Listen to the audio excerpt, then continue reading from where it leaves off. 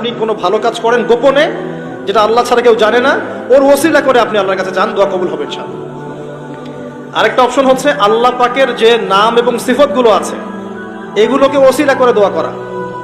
যেমন আল্লাহ তোমার রহমান নামের ওসিলায় আমি তোমার কাছে দয়া চাচ্ছি, তোমার আল গফুর নামের ওসিলায় আমি ক্ষমা চাচ্ছি, তোমার আর রাজ্জাক নামের ওসিলায় আমি রিজিক চাচ্ছি, ওয়াহাব নামের ওসিলায় আমি সন্তান চাচ্ছি, ইত্যাদি।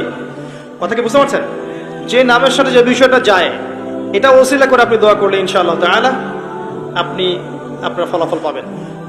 আর একটা সবচেয়ে বড় অস্ত্র শিখিয়ে দিচ্ছি, এটা আমি কাউকে শিখাইনি আজ পর্যন্ত, আজকেই প্রথম। এবং আমি আমার জীবনে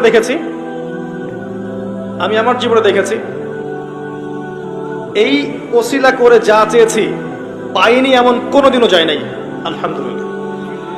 আমি সম্পূর্ণ আল্লাহ পাকের কৃতজ্ঞতা এবং শুকরিয়া আদায় করছি। এইটা ওসিলা করে আমি যা চেয়েছি আমি সারা জীবনে তাই পেয়েছি।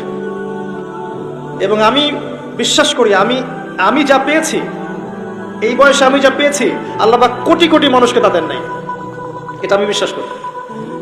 এই বয়সে আমি যা পেয়েছি আল্লাহ পাক আমাকে যা দিয়েছেন, যত দিয়েছেন, কোটি কোটি মানুষকে আল্লাহ পাক তা দেন নাই, আমি এমনটাই মনে করি। আমি কি শিখাই দেব সেটা?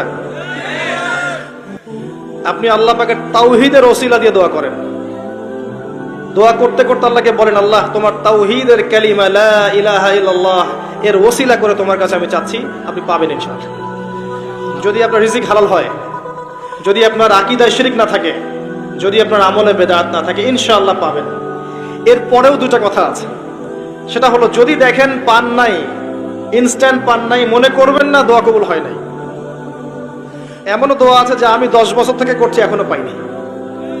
এমনও দোয়া আছে আমি নিজেই 10 বছর থেকে করছি, আমার কাছে মনে হয় 2009-10 সাল থেকে আমি করছি, এখন পর্যন্ত পাইনি, ইনশাআল্লাহ পাবো।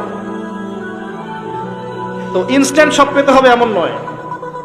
যদি দেখেন পান নাই, তার মানে 3টা বিষয় ঘটেছে। একটা, বান্দা দোয়া করেছে, সাথে সাথে কবুল করা হয়নি, আপনাকে এটা উপযুক্ত সময় দেয়া হবে ইনশাআল্লাহ।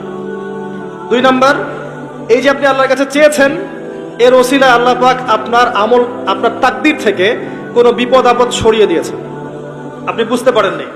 আপনি দোয়া করেছেন, হয়তো মনে হচ্ছে আপনি পান নাই, কিন্তু এর ওসিলায় আল্লাহ পাক আপনার তাকদীর থেকে কোনো বিপদকে মিটিয়ে দিয়েছেন, আপনি বুঝতে পারেননি। আরেকটা হচ্ছে দুটার কোনোটাই হয়নি, পরকালে কিয়ামতের মাঠে আল্লাহ আপনাকে দিবেন জন্য জমা রেখেছেন। অতএব দোয়া করলে কোনো লস নাই। বেশি বেশি দোয়া করবেন, সিজদায় বেশি বেশি দোয়া করবেন, ফরজ সালাতের আগে পরে করবেন, নরমালি হাত তুলে দোয়া করবেন, নফল নামাজ পড়ে করবেন, দান সাদাকা করে করবেন, কোরআন তেলাওয়াত করে করবেন, দোয়া বাড়িয়ে দেন। আত্মশুদ্ধির কথা আমরা যে বলি না, কয়েকটা বিষয় জড়িত। বেশি বেশি কোরআন তেলাওয়াত করলে আত্মশুদ্ধি হয়, বেশি বেশি জিকির করলে আত্মশুদ্ধি হয়, আল্লাহওয়ালা মানুষের সহবতে গিয়ে পড়ে থাকলে আত্মশুদ্ধি হয়, বেশি বেশি দোয়া করলে আত্মশুদ্ধি হয়, বেশি বেশি পরকালের কথা ফিকির করলে আত্মশুদ্ধি হয়। এগুলো খুব বেশি প্রয়োজন। আত্মশুদ্ধি না থাকলে আমরা আগামীতে পথ চলতে পারবো না। একটা বাতি থেকেই বাতি জ্বলবে ইনশাআল্লাহ। আপনি নিজেকে ছোট মনে করেন না, তুচ্ছ মনে করেন না। একটা বাতি থেকেই 1000টা বাতি জ্বলবে ইনশাআল্লাহ। আগে নিজে ঠিক হন, তারপরে কু আনফুসাকুম ওয়া আহলিকুম নারা, নিজে জাহান্নামের আগুন থেকে বাঁচো, পরিবারবর্গকে বাঁচাও। পরিবারকে বাঁচান ভাই। পরিবার খুব কঠিন জিনিস, কারণ পরিবার কথা শুনতে চায় না। হ্যাঁ, দেখবেন মানুষ কথা শুনবে, পরিবারের লোক কথা শোনে না, এমন হবে। ওইখানে আপনাকে সবর করতে হবে।